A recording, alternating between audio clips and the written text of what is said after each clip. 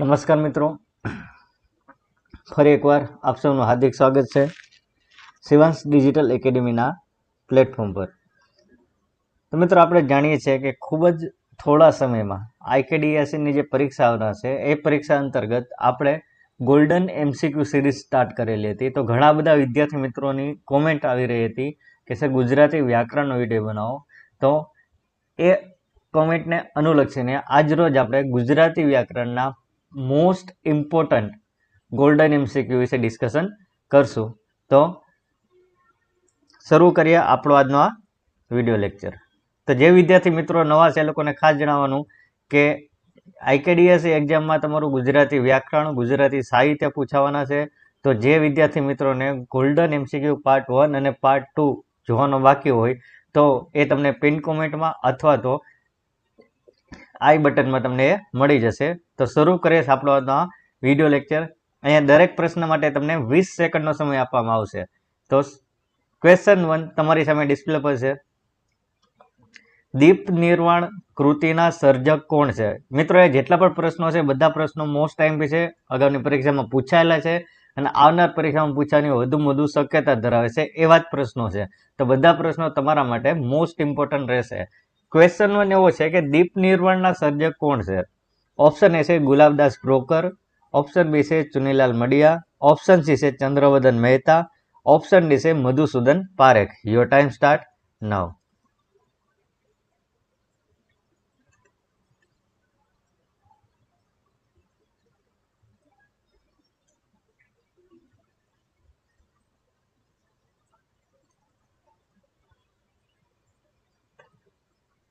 તો ચાલો મિત્રો નીચે કોમેન્ટ સેક્શનમાં રાઈટ આન્સર જણાવો। તો મિત્રો અહીંયા તમારો રાઈટ આન્સર આવશે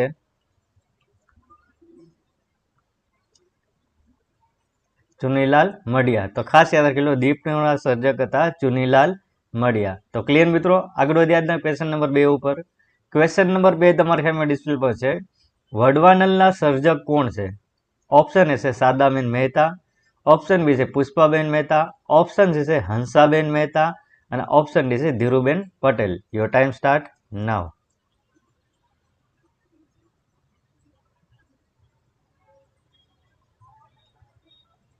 તો ચાલો મિત્રો નીચે કોમેન્ટ સેક્શનમાં રાઈટ આન્સર જણાવો।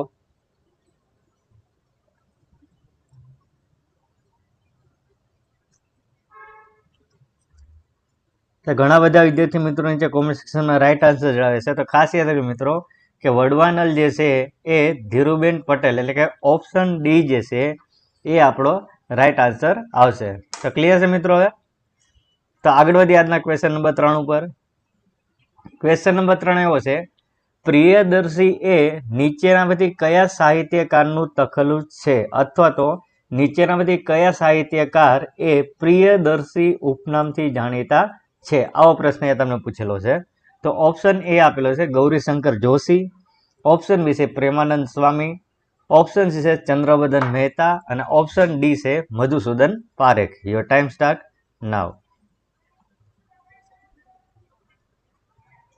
તો ચાલો મિત્રો નીચે કોમેન્ટ સેક્શનમાં રાઈટ આન્સર જણાવો કે પ્રિયદર્શી એ નીચેનામાંથી કયા સાહિત્યકારનું તખલ્લુસ, ઉપનામ કે બિરુદ છે? તો મિત્રો ગુજરાતી સાહિત્યમાંથી તમારી પરીક્ષામાં આ પ્રકારના પ્રશ્નો પૂછાવાની શક્યતાઓ રહેલી છે। એટલે જ મેં અહીંયા ગોલ્ડન એમસીક્યુ કીધું, કારણ કે સાહિત્યમાંથી તમને આ પ્રકારના પ્રશ્નો પૂછાશે। તો મિત્રો અહીંયા તમારો રાઈટ આન્સર આવશે મધુસૂદન પારેખ। તો પ્રિયદર્શી એ કોનું ઉપનામ છે? મધુસૂદન પારેખ। તો મિત્રો જરૂર પડે તો સ્ક્રીનશોટ લેતા જજો અથવા તો એક નોટબુકમાં નોટ ડાઉન કરતા જજો। તો ક્લિયર છે મિત્રો? તો આગળ વધશું આજના ક્વેશ્ચન નંબર 4 ઉપર। ક્વેશ્ચન નંબર 4 તમારી સામે ડિસ્પ્લે પર છે। નટવરલાલ કુબેરદાસ પંડ્યા એ કયા ઉપનામથી જાણીતા છે? ઓપ્શન એ આપેલો છે દર્શક, ઓપ્શન બી છે ઉષ્ણસ, ઓપ્શન સી છે જ્ઞાનબાલ અને ઓપ્શન ડી છે Punarvasu. Your time start now. તો ચાલો મિત્રો જે કોમેન્ટ સેક્શનમાં રાઈટ આન્સર જણાવો કે નટવરલાલ કુબેરદાસ પંડ્યા કે જેને આપણે નટવરલાલ પંડ્યા તરીકે ઓળખીએ છીએ એ કયા ઉપનામથી જાણીતા છે?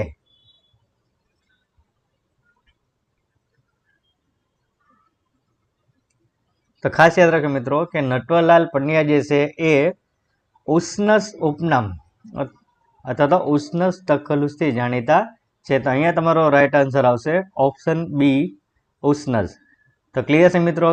હવે આ જ ક્વેશ્ચન તમને એવું પૂછે કે ઉષ્ણસ એ કયા સાહિત્યકારનું તખલ્લુસ છે, તો તમારો જવાબ આવશે નટવરલાલ કુબેરદાસ પંડ્યા. તો ક્લિયર છે મિત્રો. હવે તો અહીંયા તમારે આ પ્રકારના ટ્વિસ્ટ કરીને પણ તમને પ્રશ્નો પૂછી શકે છે, આપને આવડવા જોઈએ. નટવરલાલ પંડ્યા, એનું ઉપનામ ઉષ્ણસ. ઉષ્ણસ ઉપનામથી કોણ જાણીતું છે, તો કે નટવરલાલ પંડ્યા. આવા જ પ્રશ્નો તમને આગળ આપણે જોઈએ એ પ્રશ્નો પણ બની શકે છે.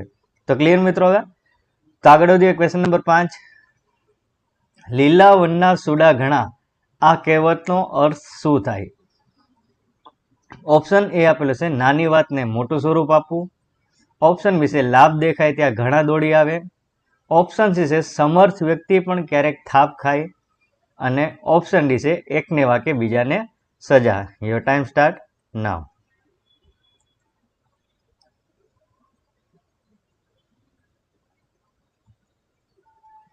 તો મિત્રો તમને ગુજરાતી વ્યાકરણમાંથી આવી રીતે સાહિત્યમાંથી આ પ્રશ્નો પૂછાશે. ગુજરાતી વ્યાકરણમાંથી કહેવતો, સમાનાર્થી, વિરુદ્ધાર્થી, રૂઢિપ્રયોગો, સંધિ, જોડણી, એમાંથી પણ આ પ્રકારના પ્રશ્નો પૂછાતા હોય છે. તો અહીંયા તમારો રાઈટ આન્સર છે લીલા વનના સુડા ઘણા. એ કહેવતનો અર્થ થાય લાભ દેખાય ત્યાં ઘણા દોડી આવે. એટલે ઓપ્શન બી એ આપણો રાઈટ આન્સર થશે. તો ક્લિયર છે મિત્રો. તો આગળ વધીએ ક્વેશ્ચન નંબર 6 ઉપર. ક્વેશ્ચન નંબર 6 એવો છે મિત્રો કે ડંકો વગાડવો, આનો અર્થ શું થાય? ઓપ્શન એ છે સુખ દુઃખ સહન કરવા. ઓપ્શન બી છે ફાવવા ના દેવું. ઓપ્શન સી છે ખરું કારણ જાણવું. અને ઓપ્શન ડી છે યશસ્વી કાર્ય કરી બતાવવું. Your time start now. તો મિત્રો અગાઉ હતી એ કહેવત હતી, આ છે રૂઢિપ્રયોગ. ડંકો વગાડવો, આ રૂઢિપ્રયોગનો અર્થ શું થાય? તો ઘણા બધા વિદ્યાર્થી મિત્રો નીચે કોમેન્ટ સેક્શનમાં રાઈટ આન્સર જણાવે છે.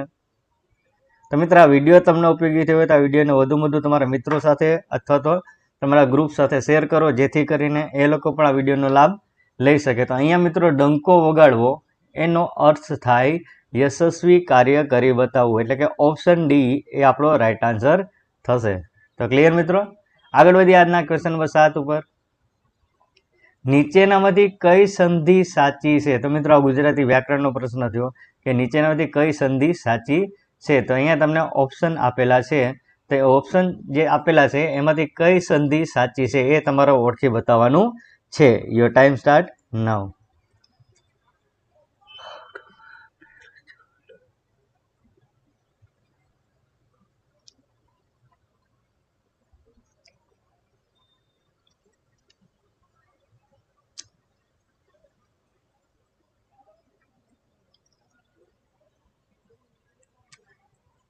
તો મિત્ર અહીંયા ઓપ્શન એ સાચી સંધિ અથવા તો જોડણી છે. તો ક્લિયર છે મિત્રો. હવે અહીંયા સંધિ નહીં પણ શું પૂછવા માંગે છે? જોડણી. નીચેમાંથી કઈ જોડણી સાચી છે? તો ઓપ્શન એ તમારો આવશે રાઈટ. ક્લિયર. આગળ વધ્યા હતા ક્વેશ્ચન 8 ઉપર. ક્વેશ્ચન નંબર 8 ઉપર વધતા પહેલા મિત્રો, જો તમે IKDSની તૈયારી કરો છો અથવા તો જિલ્લા પંચાયત અથવા તો મ્યુનિસિપાલિટી કોર્પોરેશન તૈયાર કરો છો, તો એ લોકોને ખાસ જણાવવાનું કે ખૂબ જ ટૂંક સમયમાં જ આ આપણી ચેનલ પર ગુજરાતી વ્યાકરણનું 100 માર્કનું મોડલ ટેસ્ટ તેમજ નર્સિંગના સબ્જેક્ટનું 100 માર્કનું મોડલ ટેસ્ટ મૂકવામાં આવશે. તો હજુ સુધી આ ચેનલને સબસ્ક્રાઇબ ન કરી હોય તો આ ચેનલને સબસ્ક્રાઇબ કરીને ફટાફટ તમારા મિત્રો સાથે શેર કરી દો, જેથી કરીને એ લોકોને પણ આ વિડીયોનો લાભ મળી શકે અને જ્યારે પણ આ મોડલ ટેસ્ટ અપલોડ કરવામાં આવે 100 માર્કની, તેનું તમને સરળતાથી નોટિફિકેશન મળી રહે. તો ક્વેશ્ચન નંબર 8 તમારી સામે ડિસ્પ્લે પર છે. ની વત્તા તેજ, આ સંધિ શું થશે? તો ઓપ્શન તમારી સામે ડિસ્પ્લે પર છે. તો ની વત્તા તેજ આ જે સંધિ છે એ જોડાવાથી શું થાય? યોર ટાઈમ સ્ટાર્ટ નાઉ.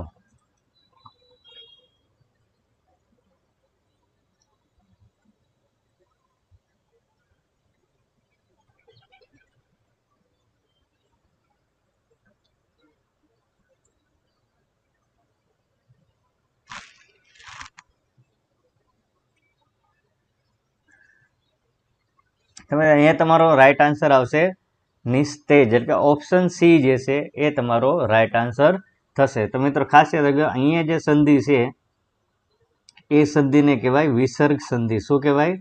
વિસર્ગ સંધિ. તો સાથે એ પણ યાદ રાખજો કે સંધિના કુલ 3 પ્રકાર છે. કેટલા પ્રકાર છે? 3 પ્રકાર. પહેલો જે પ્રકાર છે એને આપણે ઓળખીએ છીએ સ્વર સંધિ. બીજો જે પ્રકાર છે એને આપણે વ્યંજન સંધિ. અને ત્રીજો જે પ્રકાર છે એ છે વિસર્ગ સંધિ. કયો પ્રકાર છે? વિસર્ગ સંધિ. વિસર્ગ એટલે ક્યાંય નહીં, આ જે 2 ડોટ આવે જેને આપણે ઇંગ્લિશમાં સેમિકોલોન કહીએ છીએ, તો જે શબ્દમાં આવા 2 ડોટ આવતા હોય એને આપણે વિસર્ગ તરીકે ઓળખીએ છીએ. તો અહીંયા તમને જે પૂછેલું છે એ વિસર્ગવાળો અક્ષર છે, એટલે આ સંધિ થશે વિસર્ગ સંધિ. તો ક્લિયર છે મિત્રો? હવે આગળ વધ્યાના ક્વેશ્ચન નંબર 9 ઉપર. ક્વેશ્ચન નંબર 9 તમારી સામે ડિસ્પ્લે પર છે. વૃદ્ધાવસ્થા કે મૃત્યુ ન આવે આ માટે શબ્દ સમૂહ માટે એક શબ્દ જણાવો. તો ઓપ્શન એ છે અશક્ય, ઓપ્શન બી છે અજરા અમર, ઓપ્શન સી છે અલૌકિક અને ઓપ્શન ડી છે અવિનાશી. યોર ટાઈમ સ્ટાર્ટ નાઉ.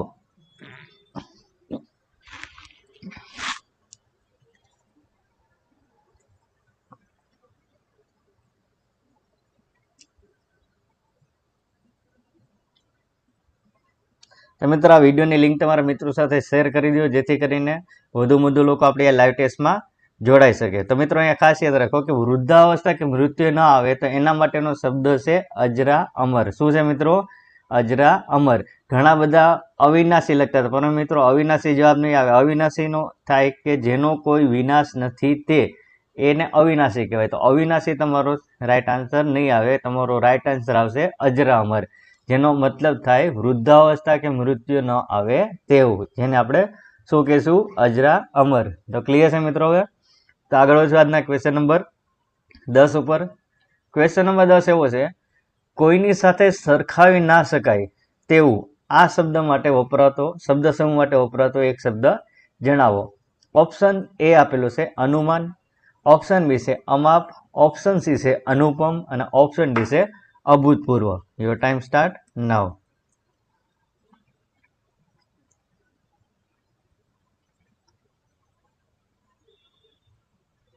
ઘણા બધા વિદ્યાર્થી મિત્રો નીચે કોમેન્ટ સેક્શનમાં રાઈટ આન્સર જણાવે છે. તો મિત્રો આવી નવી મહેનત તમારી પરીક્ષા સુધી જાળવી રાખજો, જેથી કરીને પરીક્ષામાં તમને તમારું ધારેલું પરિણામ પ્રાપ્ત થાય.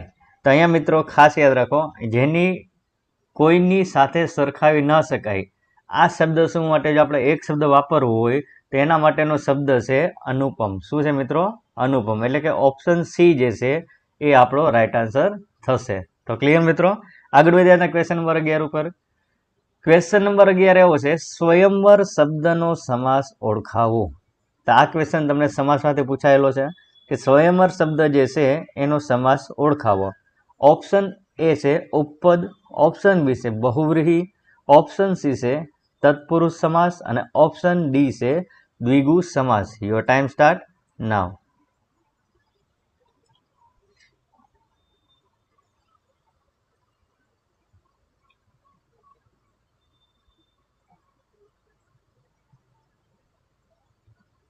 તો ઘણા બધા મિત્રોને સમાસમાં કન્ફ્યુઝન હશે.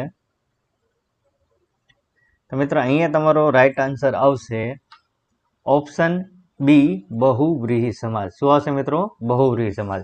એક પેન અને બુક તમારી સાથે લખી લો મિત્રો. અહીંયા જો બહુવ્રીહી કોને કહે, તો તમારે એમાં યાદ શું રાખવાનું છે કે એક તો નામ આપેલું હોય પ્લસ વિશેષણ આપેલું હોય, એક આ યાદ રાખવાનું.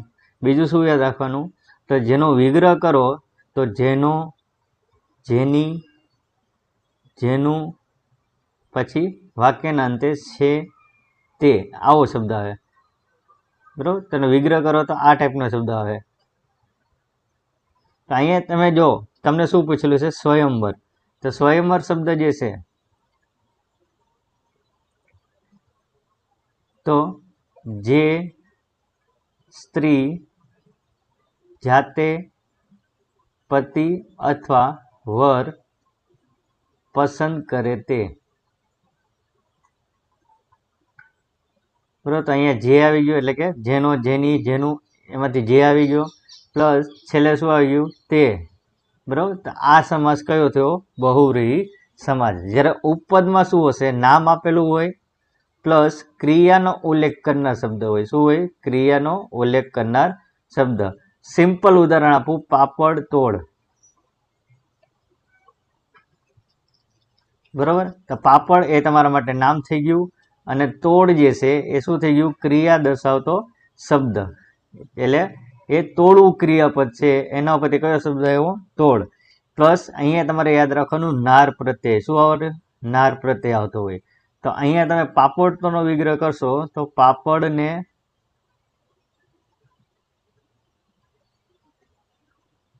તોડનાર। શું થાય મિત્રો? પાપડને તોડનાર। તો અહીંયા કયો પ્રત્યય આવ્યો? નાર પ્રત્યય। એ સમાસ કયો થશે? ઉપપદ સમાસ। તો ક્લિયર છે મિત્રો? હવે તો ઉપપદ સમાસમાં શું યાદ રાખશું? નામ હશે પ્લસ ક્રિયાને દર્શાવતો કોઈ શબ્દ હશે પ્લસ એનો વિગ્રહ કરશો તો એની પર અસર નાર પ્રત્યય આવતો હોય, તો એ સમાસ કયો થશે આપણા માટે? ઉપપદ સમાસ। તો હવે ક્લિયર બહુવ્રીહી સમાસ અને ઉપપદ સમાસ। ત્યારબાદ તત્પુરુષ સમાસ, તો એ તો સિમ્પલ છે,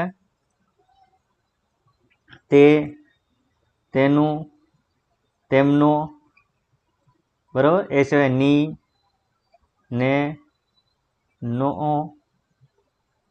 ની, નું, ના, આવા પ્રત્યયો આવતા હોય, તો એ સમાસ કયો હશે? તત્પુરુષ। દ્વિગુ સમાસ, બરોબર? તો દ્વિગુ સમાસમાં શું હશે?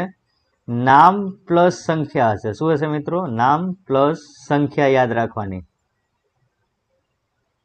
પ્લસ સમૂહ હોય। શું હોય? સમૂહ। તો એ સમાસ કયો થાય? દ્વિગુ સમાસ। એટલે ઉદાહરણ આપું તો નવરત્ન। અહીંયા જો રત્ન એ નામ થઈ ગયું, નવ જે છે શું દર્શાવે છે મિત્રો? સંખ્યા દર્શાવે છે। શું દર્શાવે છે? સંખ્યા દર્શાવે છે, બરોબર? પ્લસ આનો વિગ્રહ કરશો તો નવ રત્નનો સમૂહ।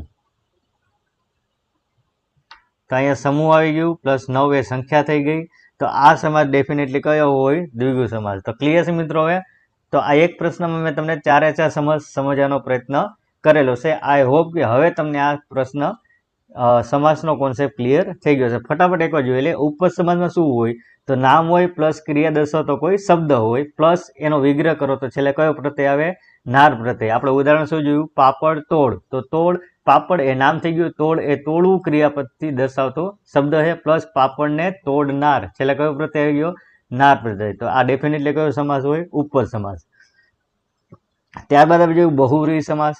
તો નામ પ્લસ વિશેષણ હોય પ્લસ જે, જેનું, જેમની, જેઓનું, જેનું આવા શબ્દો હોય અને વિગ્રહ કરતી વખતે છેલ્લે છે તે આવો શબ્દ આવે। અહીંયા તમને પૂછે સ્વયંવર, તો જે સ્ત્રી જાતે પતિ પસંદ કરે છે તે, બરોબર? તે આવી ગયું અને આ શરૂઆતમાં જે આવી ગયું, તો ડેફિનેટલી કયો સમાસ થશે? બહુવ્રીહી સમાસ। તત્પુરુષમાં આપણે શું લખાવ્યું? ને, નો, ની, નું, ના, એ સિવાય તો, તેનું આવા બધા પ્રત્યયો હોય તો એ હંમેશા કયો સમાસ થાય? તત્પુરુષ સમાસ। અને છેલ્લે દ્વિગુ સમાસમાં આપણે શું યાદ રાખ્યું? નામ હશે પ્લસ સંખ્યા હશે અને સમૂહ હોય। તો ઉદાહરણ પછી નવરત્ન, તો નવ એ નામ થઈ ગયું, રત્ન એ નવ એ સંખ્યા દર્શાવે છે, રત્ન એ નામ થઈ ગયું પ્લસ એનો વિગ્રહ કરશો તો શું થશે? સમૂહ આવવો જોઈએ। તો નવ રત્નનો સમૂહ, તો સંખ્યા આવી ગઈ પ્લસ સમૂહ આવી ગયો, તો એ ડેફિનેટલી કયો સમાસ થાય? દ્વિગુ સમાસ। તો આઈ હોપ કે આ 4 સમાસ ક્લિયર થઈ ગયા હશે। તો ક્લિયર છે મિત્રો? આગળ વધ્યા હતા ક્વેશ્ચન નંબર 12 ઉપર। ક્વેશ્ચન નંબર 12 હશે, નીચેનામાંથી કયું દ્વંદ્વ સમાસનું ઉદાહરણ છે? ઓપ્શન એ છે વાડી વજીફો, ઓપ્શન બી છે ઘર દેરાસર, ઓપ્શન સી છે બાળ સ્નેહી અને ઓપ્શન ડી છે ગામ લોકો। Your time start now.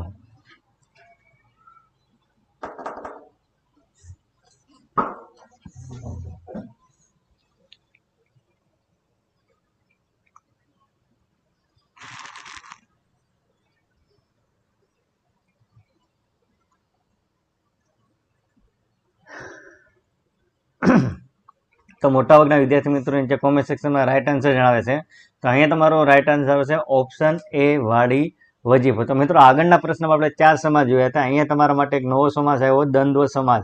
તો દ્વંદ્વ સમાસ કોને કહેવાય? તો એ યાદ રાખો। તો મિત્રો હંમેશા યાદ રાખો કે દ્વંદ્વ સમાસમાં એક તો જોડકું આવેલું હોય, શું આવેલું હોય? જોડકું આવેલું હોય પ્લસ એનો વિગ્રહ કરો તો અને, કે, અથવા આવા શબ્દોથી વિગ્રહ થાય તો એ સમાસ આપણા માટે હંમેશા કયો થશે? દ્વંદ્વ સમાસ। તો ક્લિયર છે મિત્રો? હવે ફોર એક્ઝામ્પલ રામ લક્ષ્મણ, તો અહીંયા તમે ધ્યાનથી જુઓ તો એક શું થઈ ગયું, જોડકું આવી ગયું, બરાબર. આનો વિગ્રહ કેવી રીતે કરશો, રામ અને લક્ષ્મણ. તો અહીંયા મિત્રો શું આવી ગયું, એક તો જોડકું આવી ગયું અને એનો વિગ્રહ શેનથી કર્યો આપણે, અને. ફોર એક્ઝામ્પલ રાત દિવસ, આનો વિગ્રહ કેવી રીતે કરશો, રાત કે દિવસ, રાત અને દિવસ, રાત અથવા દિવસ. આ ત્રણેય શબ્દથી વિગ્રહ થશે. તો અહીંયા જો એક તો રાત દિવસ એ શું થઈ ગયું આપણા માટે, જોડકું થઈ ગયું, અને કે અને અથવા આનાથી વિગ્રહ થયો. તો આ ડેફિનેટલી કયો સમાસ હશે, દ્વંદ્વ સમાસ. તો આઈ હોપ કે હવે દ્વંદ્વ સમાસ પર તમારે ક્લિયર થઈ ગયો હશે. તો આગળ વધ્યા ક્વેશ્ચન નંબર 13 ઉપર. ક્વેશ્ચન નંબર 13 એવો છે કે મન હૃદય જાણે હળવા ફૂલ જીતા હોય એમ લાગે છે, વાક્યનો અલંકાર ઓળખાવો. ઓપ્શન એ છે શ્લેષ અલંકાર, ઓપ્શન બી છે ઉત્પ્રેક્ષા અલંકાર, ઓપ્શન સી છે અનન્વય અલંકાર અને ઓપ્શન ડી છે શબ્દાનુપ્રાસ. યોર ટાઈમ સ્ટાર્ટ નાઉ.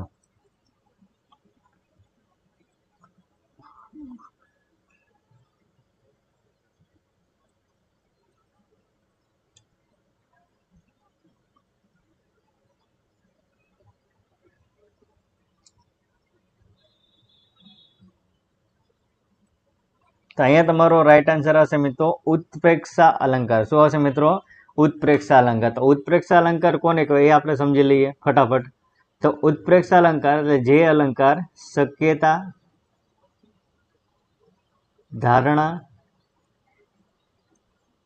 સંભાવના દર્શાવવા માટે વપરાય, પ્લસ વિગ્રહ કરતી વખતે જાણે, રખે, સખે આવા શબ્દો હોય તો એ સમાસ ડેફિનેટલી કયો થશે, ઉત્પ્રેક્ષા સમાસ. તો આપણા વાક્યમાં જો એક તો મન હૃદય હળવા ફૂલ ધીજતા હોય એમ લાગે છે. તો મન હૃદય જે છે એ એક શક્યતા દર્શાવી, કેવા થઈ જાય છે, તો કે હળવા ફૂલ જેવા, એક સંભાવના દર્શાવી છે, એક ધારણા દર્શાવી છે, પ્લસ અહીંયા કયો શબ્દ વાપરેલો છે, જાણે. તો આ અલંકાર ડેફિનેટલી કયો થશે આપણા માટે, ઉત્પ્રેક્ષા અલંકાર. તો ક્લિયર છે મિત્રો. હવે તો આગળ વધ્યા ક્વેશ્ચન નંબર 14 ઉપર. સરદાર એટલે સરદાર આ કયા અલંકારનું ઉદાહરણ છે? તો ઓપ્શન એ છે શ્લેષ અલંકાર, ઓપ્શન બી છે ઉત્પ્રેક્ષા અલંકાર, ઓપ્શન સી છે અનન્વય અને ઓપ્શન ડી છે વ્યાજ સ્તુતિ. યોર ટાઈમ સ્ટાર્ટ નાઉ.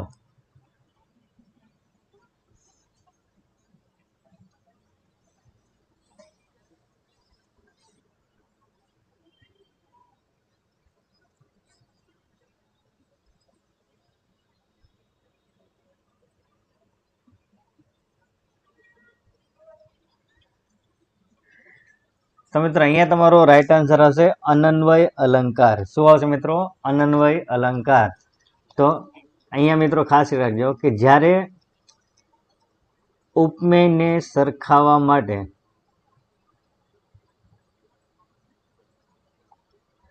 ઉપમાન ન મળે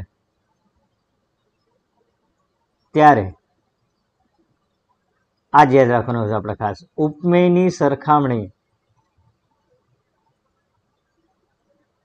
તો મિત્રો જે લોકોને નવું લાગતું એ લોકોને ખાસ જણાવવાનું કે અલંકારના દરેક વિડીયો લેક્ચર આપણે આ ચેનલ પર મૂકેલા છે ડિટેલમાં, તો એકવાર જોઈ લેજો એટલે આ તમારું ક્લિયર થઈ જશે. ઉપમેયની સરખામણી ઉપમેય સાથે જ કરવામાં આવે તો તે અલંકાર કયો થશે મિત્રો, અનન્વય અલંકાર.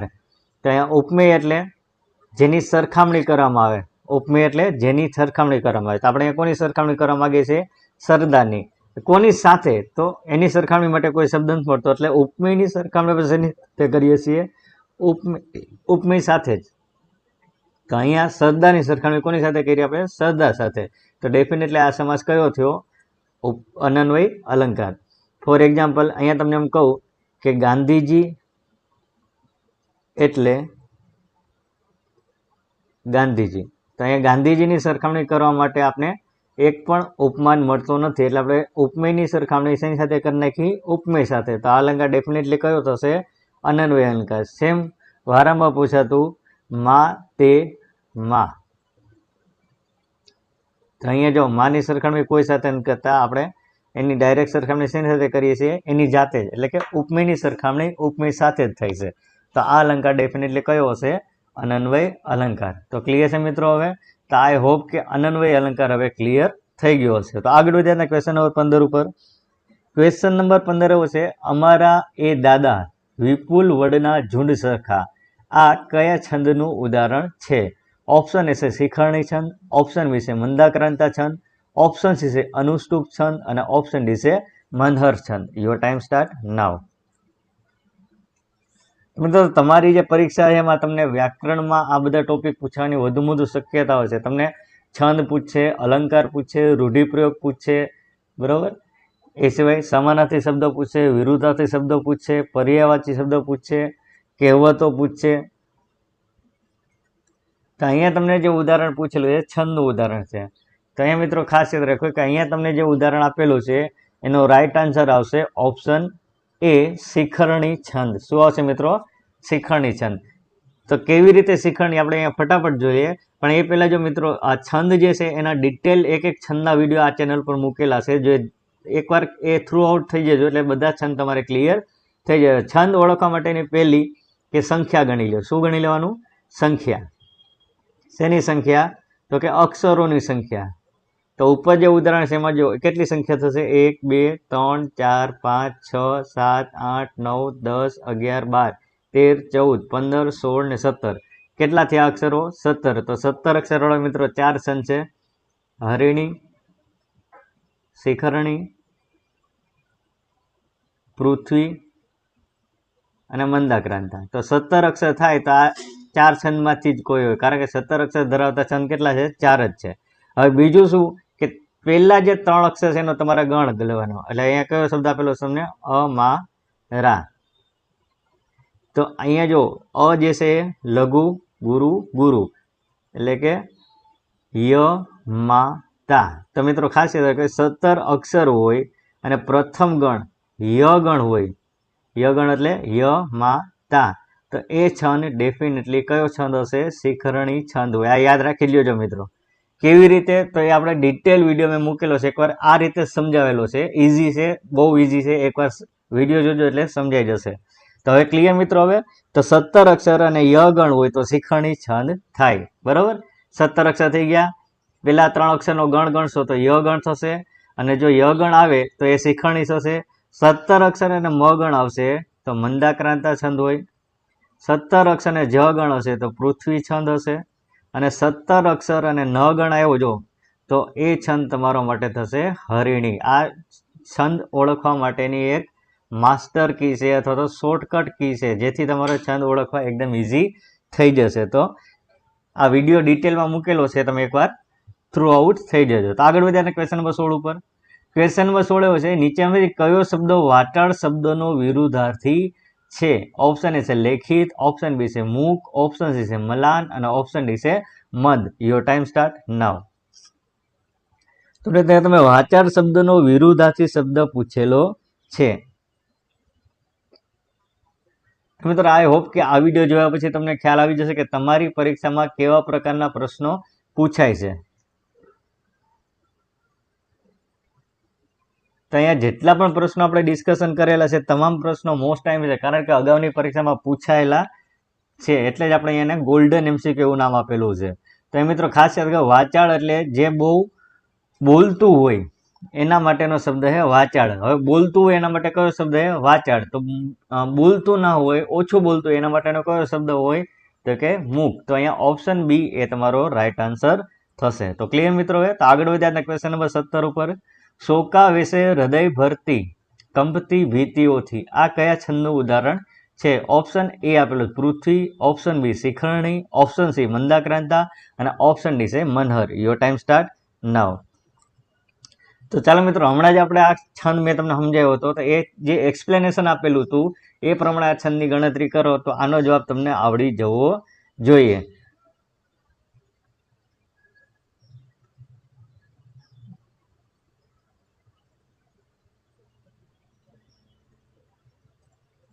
તો મિત્રો સિમ્પલ, મેં પહેલા કીધું કે કોઈ પણ છંદ ઓળખો તો પહેલા તમારે શું કરવાનું? અક્ષર ગણી લેવાના. અક્ષર કેટલા હોવા જોઈએ? તો ઉપરનું ઉદાહરણ આપણે ગણશું તો અક્ષર કેટલા થશે? 17 અક્ષર. તો 17 અક્ષરમાં પૃથ્વી આવશે, શિખરણી આવશે, મંદાક્રાંતા, મનહર આવશે ને. એટલે આ ઓપ્શન તો આપણી પાસે નીકળી ગયો. આ 3 છંદમાંથી કોઈ એક છંદ હોવો જોઈએ. બીજું મેં શું શીખવાડ્યું હતું કે પહેલા જે 3 અક્ષર છે એનો ગણ બંધારણ. કયો છે અહીં આપણી પાસે? સો કા વે એટલે ગુરુ ગુરુ ગુરુ એટલે કે મા તા રા. શું થયું? મા તા રા, ગુરુ ગુરુ ગુરુ એટલે કયો છંદ આવશે મિત્રો? મંદાક્રાંતા. કયો છંદ આવશે મિત્રો? મંદાક્રાંતા છંદ. તો ક્લિયર છે મિત્રો? હવે આપણે અગાઉના એક પ્રશ્નમાં કીધું હતું કે 17 અક્ષર અને મ ગણ આવે તો ડેફિનેટલી કયો હોય? મંદાક્રાંતા. તો ક્લિયર છે મિત્રો? હવે તો છંદ બહુ ઈઝી છે. આ ટ્રીકથી મેં બાકીના છંદ સમજાવેલા છે, તો એકવાર એ છંદ ખાસ જોઈ લેજો. તો અહીંયા તમારો રાઈટ આન્સર કયો થયો? મંદાક્રાંતા. તો ક્લિયર છે? હવે તો અહીંયા તમારો રાઈટ આન્સર આવશે ઓપ્શન સી, મંદાક્રાંતા. તો આગળ વધ્યા આજના ક્વેશ્ચન નંબર 18 ઉપર. ક્વેશ્ચન નંબર 18 એવા છે, નીચેમાંથી વીજળી શબ્દનો સમાનાર્થી શબ્દ કયો છે? ઓપ્શન એ છે અલગ, ઓપ્શન બી છે જલધર, ઓપ્શન સી છે નીરદ અને ઓપ્શન ડી છે Damini. Your time start now. તો મિત્રો આ વિડીયો જોવા પછી એટલીસ્ટ તમને એટલો તો ખ્યાલ આવ્યો કે તમારી પરીક્ષામાં કેવા પ્રકારના પ્રશ્નો પૂછવાની શક્યતાઓ રહેલી છે, કેવા પ્રશ્નો પૂછાય છે.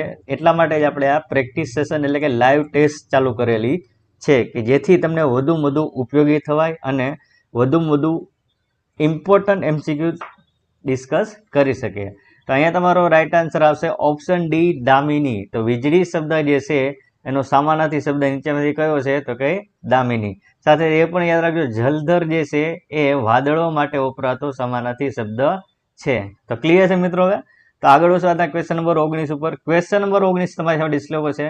નીચેનામાંથી કયો શબ્દ વસંત શબ્દનો સમાનાર્થી નથી? પ્રશ્ન ખાસ સમજો. અહીંયા તમને શું પૂછેલું છે? નથી. વસંત શબ્દનો સમાનાર્થી નથી. ઓપ્શન એ છે મધુમાસ, ઓપ્શન બી છે કુસુમાકર, ઓપ્શન સી છે બહાર અને ઓપ્શન ડી છે પર્જન્ય. Your time start now.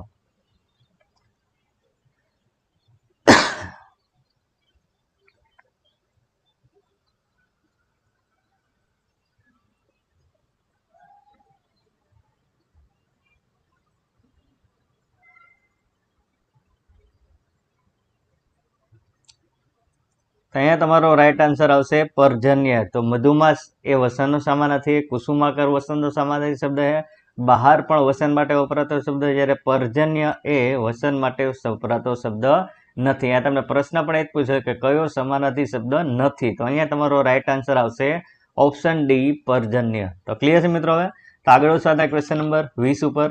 પદ વત્તા હતી આ સંધિ જોડવાથી નીચેનામાંથી કયો શબ્દ બનશે? ઓપ્શન તમારી સામે ડિસ્પ્લે પર છે. Your time start now. તો મિત્રો ફટાફટ આ વિડીયોની લિંક તમારા મિત્રો સાથે શેર કરો. જે નવા મિત્રો આ વિડીયોમાં જોડાયેલા છે લાઈવ ટેસ્ટમાં, એ લોકોને ખાસ વિનંતી કે તમે જવાબ મનમાં ના રાખો, નીચે કોમેન્ટ સેક્શનમાં જણાવો, પાર્ટિસિપેટ થાઓ, જેથી કરીને તમને પણ તમારા નોલેજનું લેવલ ખ્યાલ આવે. આ તો વિડીયો તમારા માટે જ છે અને તમારને હેલ્પફુલ થવા માટે જ બનાવેલો છે. તો ઘણા બધા વિદ્યાર્થી મિત્રોએ નીચે કોમેન્ટ સેક્શનમાં રાઈટ આન્સર જણાવ્યો. તો પદ વત્તા હતી આ સંધિ જોડશો તો તમારો રાઈટ આન્સર થશે ઓપ્શન એ, પદ્ધતિ. શું થશે મિત્રો? ઓપ્શન એ, પદ્ધતિ. તો એ આપણો રાઈટ આન્સર થશે. તો ક્લિયર મિત્રો? હવે તો આગળ વધ્યા ક્વેશ્ચન નંબર 21 ઉપર. 21 એવો છે કે ઉપમેયને જ્યારે નવું જ નામ આપવામાં આવે તો તે કયો અલંકાર કહેવાય? ઓપ્શન એ છે ઉપમા, ઓપ્શન બી છે શ્લેષ, ઓપ્શન સી છે અનન્વય અને ઓપ્શન ડી છે રૂપક. Your time start now. તો મિત્રો અહીંયા તમને જે ક્વેશ્ચન પૂછાયેલો છે એ ક્વેશ્ચનને કહેવાય કન્ટેન્ટ બેઝ પ્રશ્ન. શું કહેવાય મિત્રો? Content base question.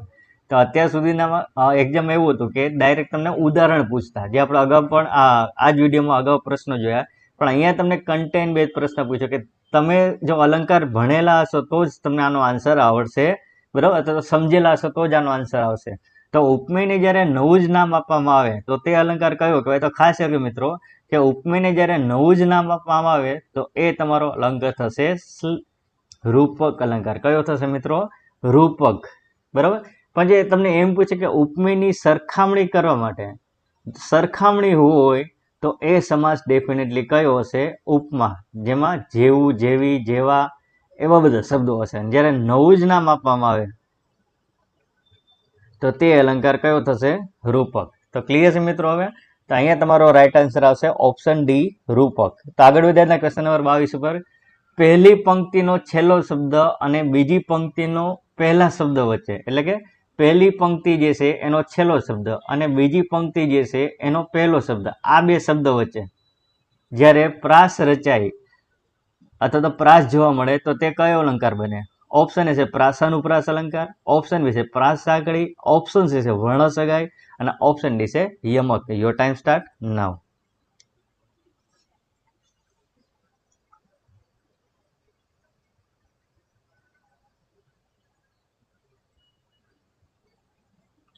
તો મોટાભાગના વિદ્યાર્થી મિત્રો જે કોમેન્ટ સેક્શનમાં રાઈટ આન્સર જણાવી રહ્યા છે. તો મિત્રો આવી નવી મહેનત જાળવી રાખજો, જેથી કરીને આવનાર પરીક્ષામાં તમને તમારું ધારેલું પરિણામ પ્રાપ્ત થાય. જ્યાં સુધી આપને સફળતા નથી મળતી ત્યાં સુધી આપણે મહેનત કરવામાં પાછું વળીને જોવાનું નથી. તો અહીંયા તમારો રાઈટ આન્સર આવશે પ્રાસ સાંકળી. કયો આવશે મિત્રો? પ્રાસ સાંકળી. તો ક્લિયર છે મિત્રો? જેને બીજું નામ આપવામાં આવે છે આંતરપ્રાસ અલંકાર. શું નામ આપવામાં આવે છે? આંતરપ્રાસ અલંકાર. આ પણ ખાસ સાથે યાદ રાખજો મિત્રો. તો ક્લિયર મિત્રો? હવે તો આગળ વધ્યા ક્વેશ્ચન નંબર 23 ઉપર. ક્વેશ્ચન નંબર 23 એવો છે, ગુજરાતી વ્યાકરણમાં છંદના ગણ યાદ રાખવા માટેનું સૂત્ર કયું છે? મિત્રો મોસ્ટ ટાઈમ એ ક્વેશ્ચન દર વખતે પરીક્ષામાં આ પ્રશ્ન હોય જ છે કે ગુજરાતી વ્યાકરણમાં છંદના ગણ યાદ રાખવા માટેનું સૂત્ર કયું છે? ઓપ્શન એ છે મભન તત ગાગા, ઓપ્શન બી છે તતા રાજ ભાન સલગાયમાં અને ઓપ્શન ડી છે યમા તારાજ ભાન સલગા અને ઓપ્શન ડી છે નસમર સલગા. યોર ટાઈમ સ્ટાર્ટ નાઉ.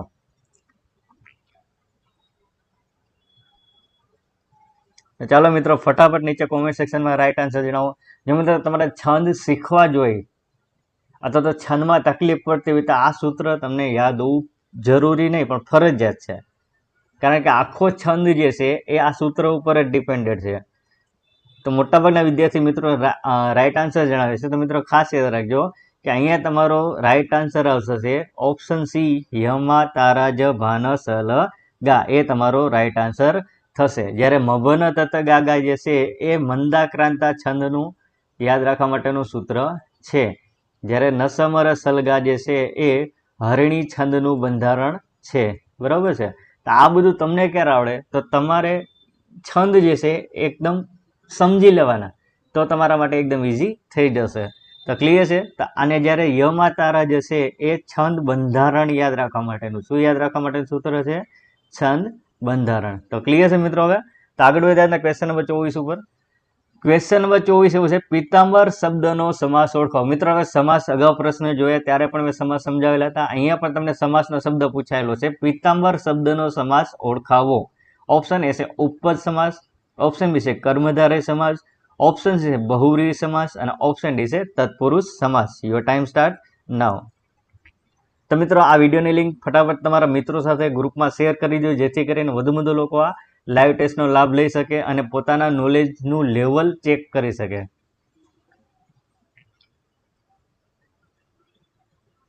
ઘણા બધા વિદ્યાર્થી મિત્રો જે કોમેન્ટ સેક્શનમાં રાઈટ આન્સર જણાવે છે.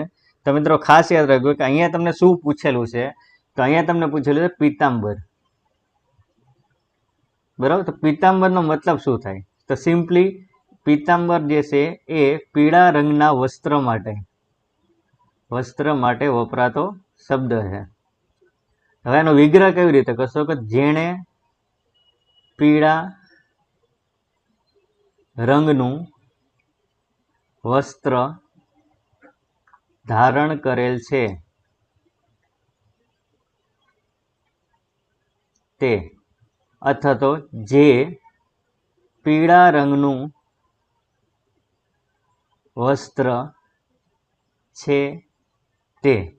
તો મિત્રો આ વિડીયો જે તમે ધ્યાનથી જોયો હશે ને તેમાં આપણે આ સમાસ ડિસ્કસ થઈ ગયો છે કે વાક્યની શરૂઆતમાં જેણે, જેનું, જેમનું એવા શબ્દો હોય પ્લસ વાક્યના અંતે છે તે આવા શબ્દ આવતા હોય તો એ સમાસ ડેફિનેટલી કયો થવો જોઈએ? જો તમે સમજેલા હશો તો આનો જવાબ તમને આવડી જવો જોઈએ.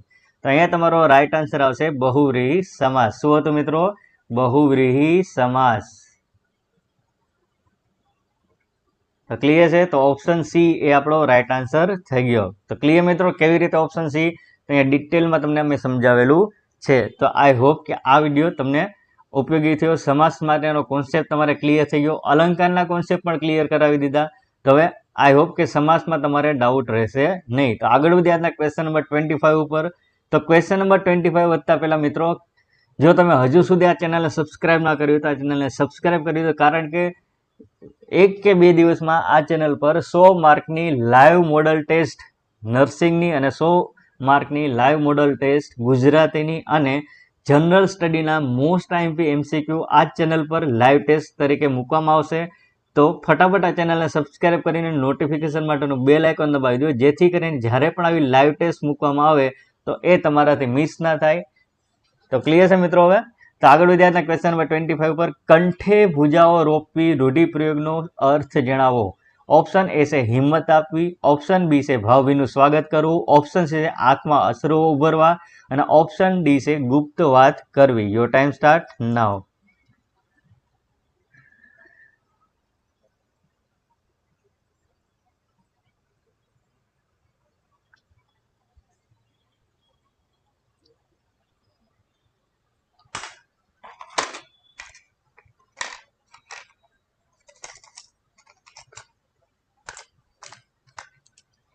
તો મિત્રો અહીંયા તમારો રાઈટ આન્સર આવશે ભાવભીનું સ્વાગત કરવું. કંઠે ભુજાઓ રોપવીનો મતલબ શું થાય? ભાવભીનું સ્વાગત કરવું. તો આઈ હોપ કે આ વિડીયો તમને ઉપયોગી થયો હશે. તો ત્યાં સુધી શિવાંશ ડિજિટલ એકેડમીના વિવિધ પ્લેટફોર્મને પર આજે જ ફોલો કરો, જેથી કરીને અગત્યની અપડેટ તમારાથી મિસ થાય નહીં. Shivansh digital academy YouTube channel, Telegram channel, Instagram page, Facebook page, website અને એના મેલ આઈડીને આજે જ ફોલો કરો, જેથી કરીને અગત્યની અપડેટ જ્યારે પણ આવે એ તમારાથી મિસ થાય નહીં. તો આઈ હોપ કે આ વિડીયો તમને ઉપયોગી થયો હશે. તો મળીએ છીએ 100 માર્કની લાઈવ મોડલ ટેસ્ટમાં. ત્યાં સુધી આપ સૌને best of luck and best reading. Thank you all of you.